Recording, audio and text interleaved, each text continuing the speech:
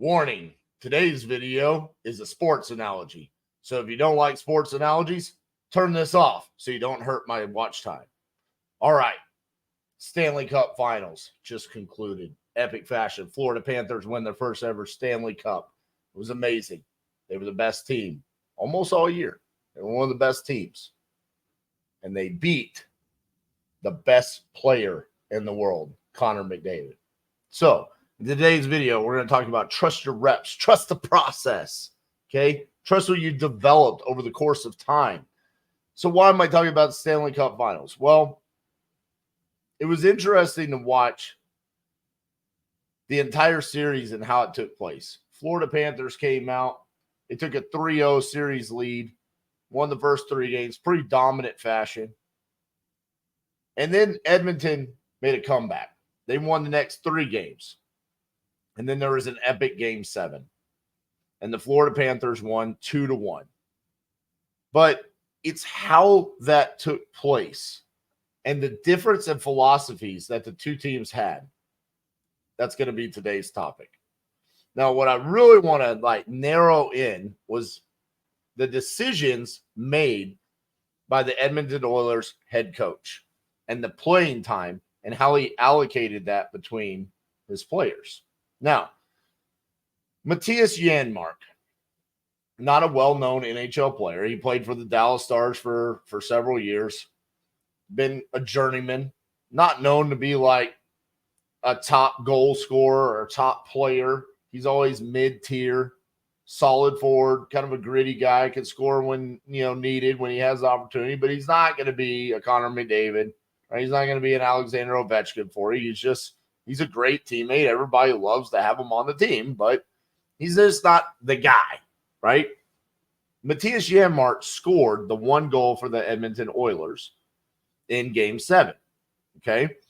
Now, what I find interesting about this is when you go back and you look at his plus-minus, and what is plus-minus?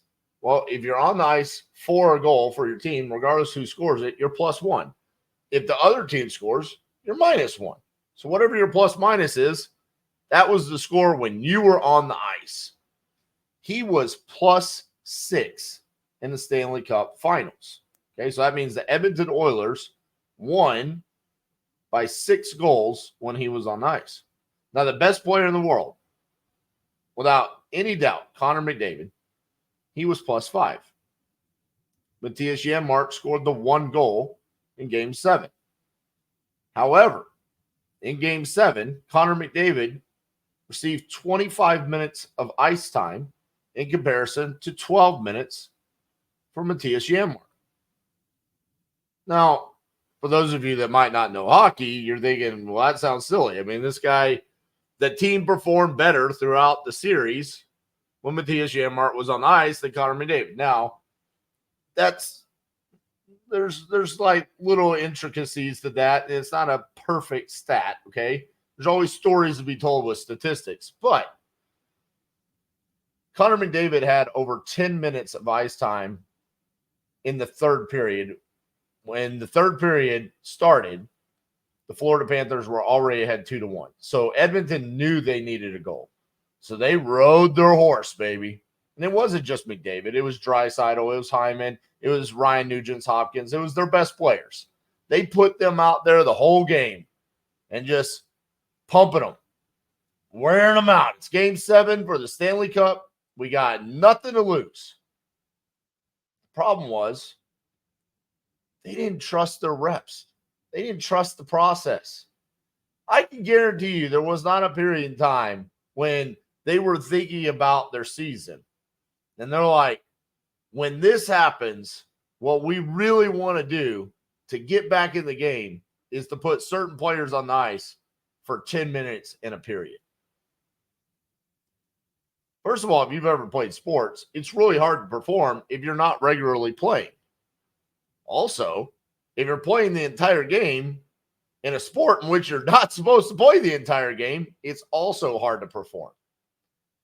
And so when I looked at this, I thought, man, this is a big mistake by the coaching staff of the Edmonton Oilers. They're not really trusting the rest of their team. They're just trusting their core best players, and they're running them in the ground.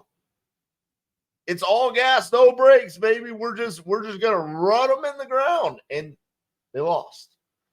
The last minute and a half of the game, it was sad to watch. Connor McDavid, he's gonna win a Stanley Cup at some point in time. I hope he does.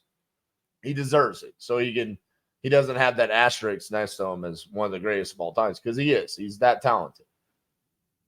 But he couldn't move at the end of the game. He was exhausted. He had given everything he had to give. And I bet in reality, if you ask Connor, like, what's the best move to do here for the team to get you to be, if we need a goal at the end of the game, I don't think he's going to say, well, I really hope, at the end of the third period, I play half the period. I have 10 minutes of ice time. He's going to say, that's just not going to work. In the two of the three victories for the Edmonton Oilers is when Connor McDavid had the least amount of ice time. They spread out the ice time. They trusted the process. They trusted their team. And because of that, they won those games. The losses, he averaged about 25 minutes a game. And I get it. They were losing. They needed goals, so they put their best player out there. That's why he had the elevated ice time. But it didn't work. So on a business level, how does this have anything to do with business? Great story. 6 minutes and 45 seconds talking about hockey, RJ. How does this relate to my real estate business and my wholesaling business? Well, I think there's definitely times where, as a business owner, we fail to make the appropriate decisions when things aren't going right. And it's the same thing that the Oilers did here, right? They're losing. Everything's on the line.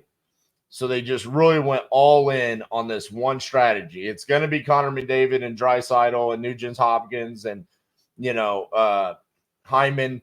We're going to run them in the ground. I think we do the exact same thing as business owners, instead of when we sit down and we really think about what do we want our business to look like in an ideal scenario.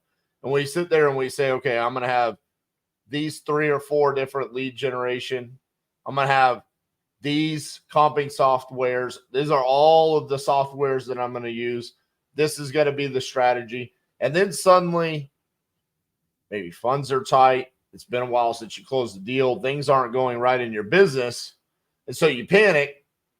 Instead of trusting that process and the reasons why you made the decisions that you made to have those softwares, to have those lead generation tactics, you decide, well, this lead generation tactic worked, this software works, and so I'm going to weed everything out, and I'm going to say, all right, I'm going to go all in on this one lead generation. I'm going to go all in on this one software, and I'm just going to run it in the ground, and that's where I'm going to make my bet.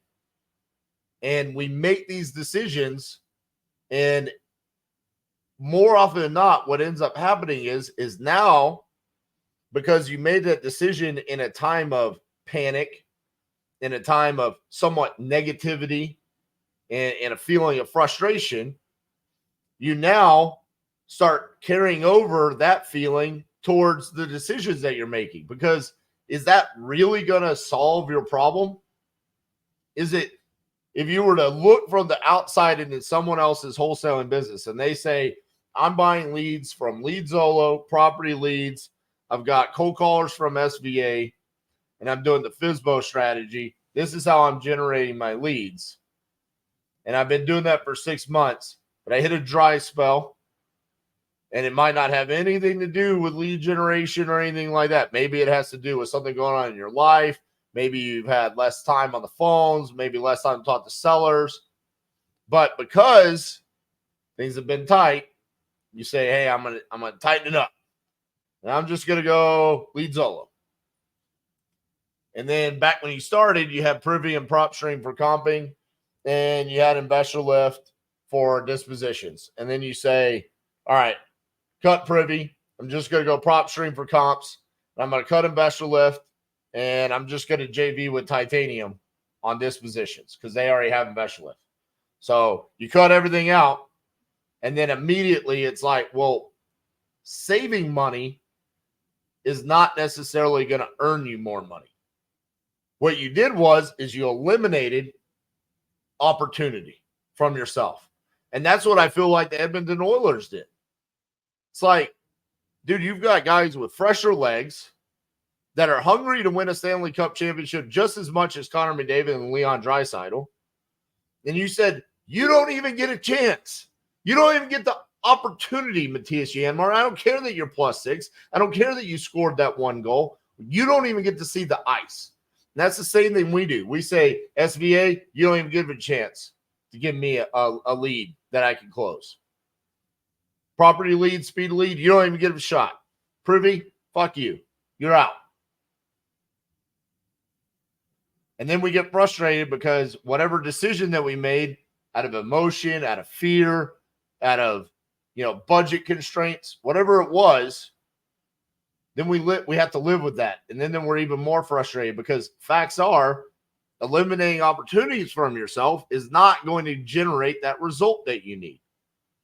And so when I say trust your reps, this came from first me watching the Stanley Cup Finals, but then also a Titanium University implementation call where it's like we put in so much time and effort into learning how to wholesale, learning how to talk to sellers, create lead generation tactics inside of our business, learning how to comp and underwrite. And then when we're in it, sometimes we just don't give ourselves enough time to let whatever we are trying to develop to build up that compound effect and build up that momentum inside of our business before we pull the plug on it. Now, again, you might be listening to me right now and you're like, well, RJ, that sounds great, man. You got all this money and you can afford to have those downtimes. I can't afford that. No, what you can't afford is losing out on the opportunities when you need it the most. That's what you can't afford. That's what ends up where people say, I had to leave the business because they went down this terrible path of eliminating opportunities for themselves instead of buying all in and saying, this is what we are going to do to succeed no matter what. I can almost guarantee you every time someone says they're struggling, the leads aren't working, something along those lines, when I really dive into it and I start talking about how many times have you talked to those leads? How many of the leads have you connected with? What are you doing to follow up with those leads? What are you doing to even get the initial connection? What is your time commitment? When are you available? How long does it take you to get a hold of these leads as soon as they come in? We find the issue. Very rarely is it the lead itself, the system. It's somewhere in there where internally that's the problem. And quite frankly, going back to the hockey analogy, that's what I feel like happened with the Edmonton Oilers. The problem that they had is they were not trusting everyone on the team. They were not trusting the process. They did not have an all-team mentality like the Florida Panthers. The Florida Panthers have stars on their team just as much as the Edmonton Oilers. But they were not running their stars in the ground. Their stars still had legs. They could still move at the end of the game because they trusted the rest of their team. They were rolling those four lines out there. And I think that's what made them a champion in comparison to the Edmonton Oilers. It wasn't talent. It was a better plan, and it was a better coaching decision to stick with that plan. Now, the other thing I want you to think about is not to contradict myself. So I want you to pay attention to the exact message that I'm going to give you here. When I was discussing this topic today with Nick, one of the things he kept saying is there's this saying around all gas, no brakes. And it's such like a topic or toxic like saying. And we're so anti that. Like, well, RJ, you just told me that I don't need to give up on opportunities. Because when you make a decision to do something, stick with it and be consistent with it. That's why you have to be slow to make decisions and pump the brakes more than you are accelerating. Because one of the things that kills businesses more than anything is internally, the owner kills it by either one, giving up, or two, trying to build and scale and grow too fast. I tried it. I gave my damnedest to try to kill Titanium Investments back in 2018 and 2019 by trying to grow too fast. Luckily, I wasn't successful at it. I failed because I'm stubborn. Cassie's stubborn. We're bullheaded, and we found a way to make it through by the grace of God and partners and lenders and just everything. All the pieces had to fall together there, but we worked our ass to get out of the holes as well. But when you're making decisions, when you're sitting down and you're saying, all right, this is what my wholesale operation is going to look like, and you make a decision to go all in on this lead generation tactic and these systems and this the closer's formula or whatever script you're going to use, whatever process you're going to have in your business, stick with it. And then ignore everything else. And trust that the reason why you made that decision is the right one. Because sitting there and saying, all right, I'm gonna quit that. Now I'm gonna move over here. That is what I feel kills those businesses that end up having to give up on it. And then the other thing is every time a new opportunity comes, jumping on it and chasing after it. These are the things that will kill your business. For example, 2 weeks ago, I went live with Aaron Bevins, and he gave me great leads for SVA. We are going to establish that inside of our business. I have already made that decision. That will be a new lead generation tactic for Titanium Investments moving forward. However, I have not pulled the trigger on giving him money, hiring out the team, and doing all that because we are going to slowly build that process.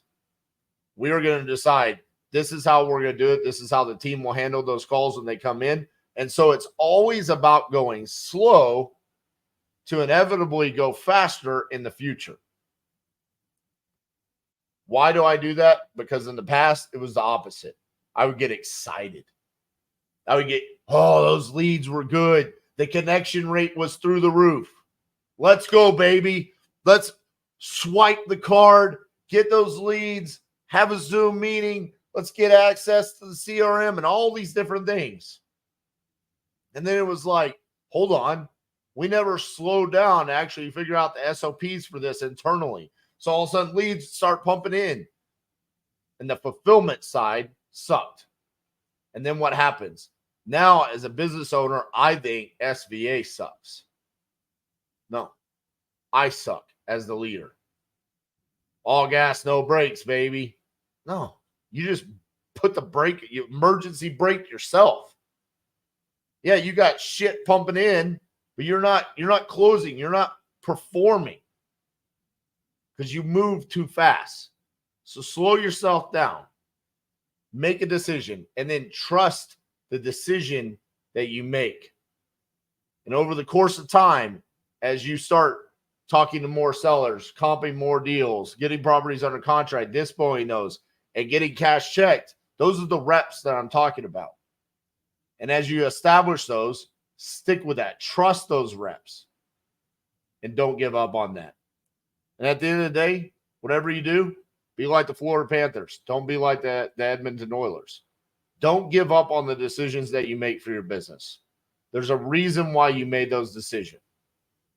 Just because you're not getting the results today and you want to make that panic decision and make a massive change in your business, you need to really think about what is causing the lack of results. What has caused me to get to where I am today?